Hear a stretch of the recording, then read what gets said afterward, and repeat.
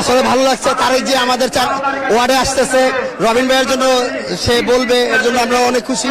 আমরা সবাই অনেক খুশি, রবিন ভাই পাস করবে, তারেক জিও পাস করবে। তারেক রহমানের অপেক্ষায় এই মুহূর্তে জীবনের যে মাঠটা রয়েছে সে মাঠে সবাই জড়ো হচ্ছেন এবং যাত্রাবাড়ির যে সভাটি রয়েছে সেই সভার সময় শেষ করেই তারেক রহমান এখানে আসবেন। এখানে আসার পরে লালবাগ যাবেন, ওখান থেকে তার নির্বাচন প্রচার শেষ করবেন। এই ছিল আমাদের তথ্য। পরবর্তী কোনো তথ্য আপনার সামনে আমরা আবার হাজির হব। ততক্ষণ পৃথিবীর সাথে থাকুন, সবাই লাইভটি প্রচার করুন, ফলো করুন, শেয়ার করুন। ধন্যবাদ। বিভিন্ন উপলব্ধি বা বিভিন্ন উস্কানি দিয়ে বিভিন্ন প্রলোভন দেখে মানুষকে অন্যভাবে প্রভাবিত করার চেষ্টা করছেন।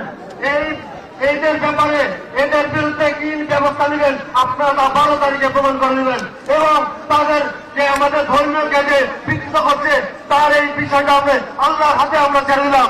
ইনশাল্লাহ 12 তারিখে জয় যুক্ত করে তানভীর আহমেদ রবিন ভাইকে আমরা উপহার দেবো ইনশাল্লাহ।